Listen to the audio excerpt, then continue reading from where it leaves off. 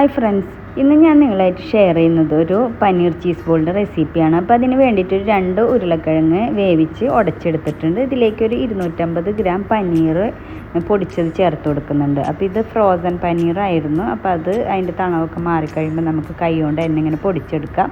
അപ്പോൾ അത് ഈ ഉരുളക്കിഴങ്ങായിട്ടൊന്ന് നല്ലോണം മിക്സ് ചെയ്തെടുക്കാം. പനീർ മിക്സ് ചെയ്തെടുത്തതിന് ശേഷം ഇതിലേക്ക് ഒരു സവാള, വെളുത്തുള്ളി, ഇഞ്ചി പേസ്റ്റ്, പിന്നെ കറിവേപ്പില, പച്ചമുളക്, മല്ലിയില ഇതെല്ലാം കൂടി ചേർത്ത് കൊടുക്കുക. അപ്പോൾ ഞാൻ അളവുകളെല്ലാം ഡിസ്ക്രിപ്ഷനിൽ കൊടുത്തേക്കാം. ഇനി ഇതെല്ലാം കൂടി നല്ലോണം ഒന്ന് യോജിപ്പിച്ചെടുക്കണം.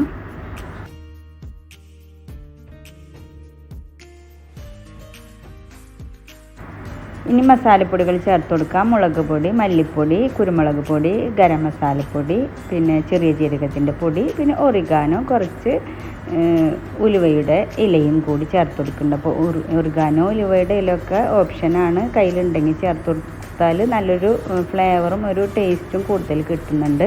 പിന്നെ ഇതെല്ലാം കൂടി നല്ലോണം മിക്സ് ചെയ്ത് കൊടുക്കുക. അപ്പോൾ ഞാൻ ആദ്യം എടുത്ത പാത്രത്തിൽ ചെറുതായിരുന്നു. അപ്പോൾ വേറൊരു പാത്രത്തിലേക്ക് ഇട്ടിട്ട് നല്ലോണം എല്ലാം കൂടി യോജിപ്പിച്ചെടുക്കുന്നുണ്ട്.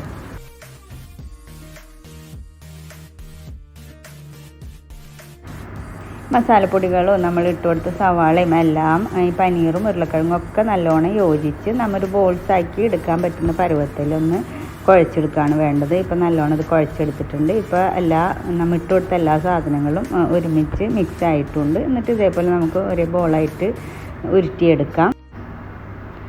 അപ്പോൾ കയ്യിൽ വെച്ചിട്ട് തന്നെ നമുക്ക് ഇതേപോലെ ഈസി ആയിട്ട് ഉരുട്ടിയെടുക്കാൻ പറ്റും. ഇതേപോലെ നല്ലോണം ഒരു ബോളിൻ്റെ ഷേപ്പിലാക്കിയെടുക്കാം.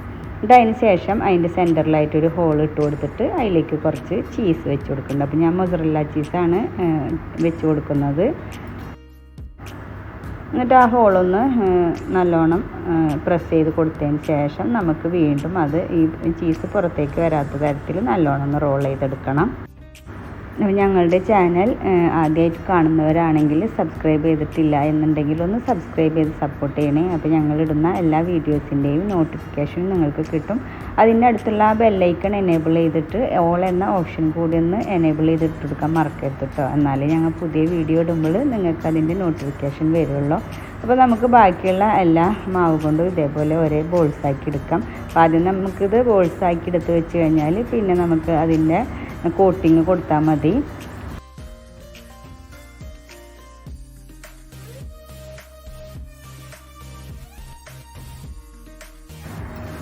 ഞാനിവിടെ ഇപ്പോൾ പനീറിൻ്റെ ബോൾസ് ഇവിടെ ഓരോന്നോരോന്നായിട്ട് റെഡിയാക്കി എടുത്തിട്ടുണ്ട്.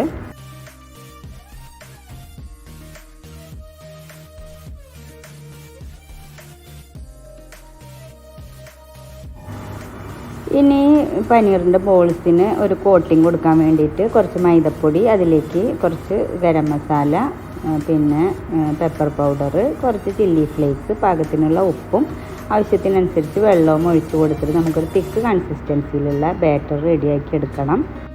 നേരത്തെ ഞാൻ പനീറിൻ്റെ ഫില്ലിങ് നമ്മൾ റെഡിയാക്കുന്ന സമയത്ത് ഉപ്പിൻ്റെ കാര്യം മറന്നിട്ടുണ്ട് പറയാൻ. അപ്പോൾ അത് ആരും മറക്കരുത് കേട്ടോ. പാകത്തിനുള്ള ഉപ്പിട്ട് കൊടുത്തിട്ട് വേണം നമ്മൾ ഈ മാവ് റെഡിയാക്കി എടുക്കാൻ.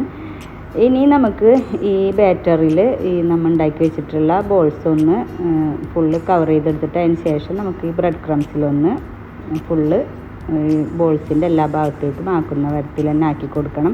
അതിന് ശേഷം വീണ്ടും ഒരു പ്രാവശ്യം കൂടി ഈ മൈദ ബാറ്ററിൽ ഒന്നും കൂടി ഇട്ട് കൊടുത്തിട്ട് രണ്ടാമത് ഒരു കോട്ടും കൂടിയും കൊടുക്കണം. അതെന്തിനാന്ന് വെച്ചാൽ നമ്മളല്ലെങ്കിൽ എണ്ണയിലിടുന്ന സമയത്ത് ഇത് വിണ്ടിട്ട് ഇതിലുള്ള മാവൊക്കെ പുറത്തേക്ക് വരാൻ ചാൻസ് ഉണ്ട്, പുറത്തേക്ക് വരും. അപ്പോൾ അതുകൊണ്ടാണ് നമ്മൾ ഇങ്ങനെ 2 കോട്ടിങ് കൊടുക്കണം. അപ്പോൾ ആ സ്റ്റെപ്പ് എന്തായാലും ഒഴിവാക്കരുത് കേട്ടോ.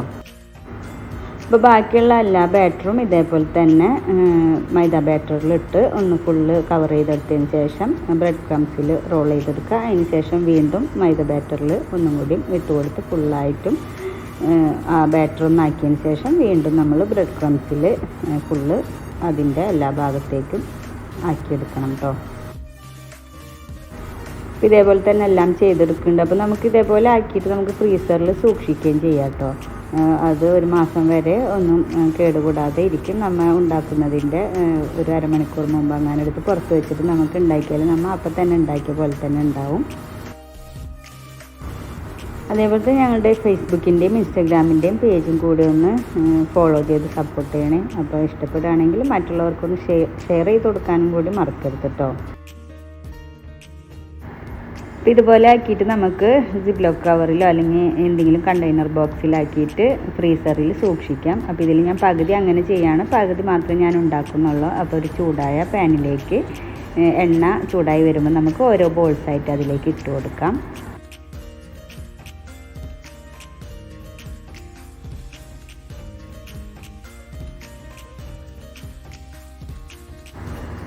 ഒരു ഭാഗം ഫ്രൈ ആയി വരുമ്പോൾ ഒന്ന് നമുക്കൊരു ഫോർക്ക് കൊണ്ടോ അല്ലെങ്കിൽ വേറെ തവി കൊണ്ടോ അങ്ങനെ ഒന്ന് തിരിച്ചിട്ട് കൊടുത്തിട്ട് അടുത്ത ഭാഗവും ഫ്രൈ ആക്കി എടുക്കാം.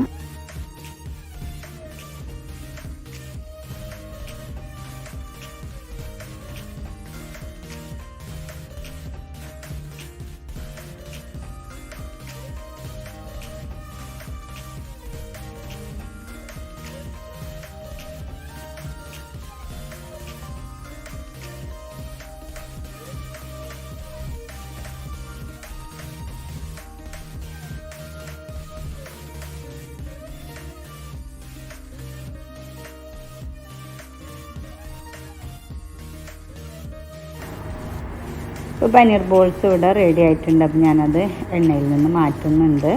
അപ്പോൾ ഇനി ബാക്കിയുള്ള പനീർ ബോൾസും കൂടി നമുക്ക് ഇതേപോലെ തന്നെ ഫ്രൈ ചെയ്തെടുക്കാം. നമുക്ക് വീട്ടിൽ ഗസ്റ്റ് വരുമ്പോഴൊക്കെ നമ്മൾ അതുപോലെ ഫ്രീസറിൽ ഉണ്ടാക്കി സൂക്ഷിക്കുകയാണെങ്കിൽ നമുക്ക് പെട്ടെന്ന് ഉണ്ടാക്കിയെടുക്കാൻ പറ്റും. അതിൽ നമുക്ക് ഇഫ്താറിനോ അല്ലെങ്കിൽ ഈവനിങ്ങിലോ ഒക്കെ ഉണ്ടാക്കിയെടുക്കാൻ പറ്റിയ നല്ലൊരു സ്നാക്സാണ്. ഇപ്പോൾ കോട്ടിങ് കൊടുക്കുന്ന സമയത്ത് 2 കോട്ടിങ് കൊടുക്കാൻ മറക്കരുത്, അല്ലാന്നുണ്ടെങ്കിൽ അത് വിണ്ട് മാവൊക്കെ പുറത്തേക്ക് വരും. അപ്പോൾ ഞാൻ അങ്ങനെ ഒരു 2-3 എണ്ണം നിങ്ങൾക്ക് കാണിച്ചു തരാൻ വേണ്ടിയിട്ട് ഉണ്ടാക്കിയിട്ടുണ്ടായിരുന്നു. പക്ഷേ അത് വീഡിയോ മിസ്സായി പോയി, അതുകൊണ്ടാണ് നിങ്ങൾക്ക് കാണിച്ചു തരാൻ പറ്റാത്തത്.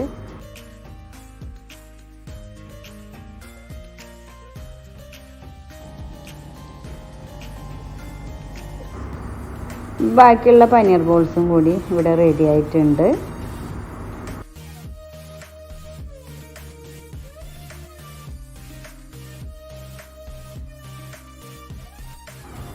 അപ്പോൾ ഞങ്ങളിവിടെ ടൊമാറ്റോ സോസ് വെച്ചിട്ടാണ് ഇത് കഴിച്ചത്. അപ്പോൾ ഗ്രീൻ ചട്നിയോ അല്ലെങ്കിൽ ടൊമാറ്റോ കെച്ചപ്പ് വെച്ച് കഴിക്കാൻ നല്ല ടേസ്റ്റാണ്. അപ്പോൾ റെസിപ്പി ഇഷ്ടമായെങ്കിൽ ഒന്ന് ട്രൈ ചെയ്ത് നോക്കി ഫീഡ്ബാക്ക് കമൻ്റായിട്ട് അറിയിക്കുക. വീഡിയോ ഇഷ്ടമായ മറ്റുള്ളവരിലേക്കും കൂടി ഒന്ന് ഷെയർ ചെയ്ത് കൊടുക്കുക. അപ്പോൾ വീണ്ടും മറ്റൊരു വീഡിയോയുമായി കാണുന്നത് വരെ താങ്ക് യു.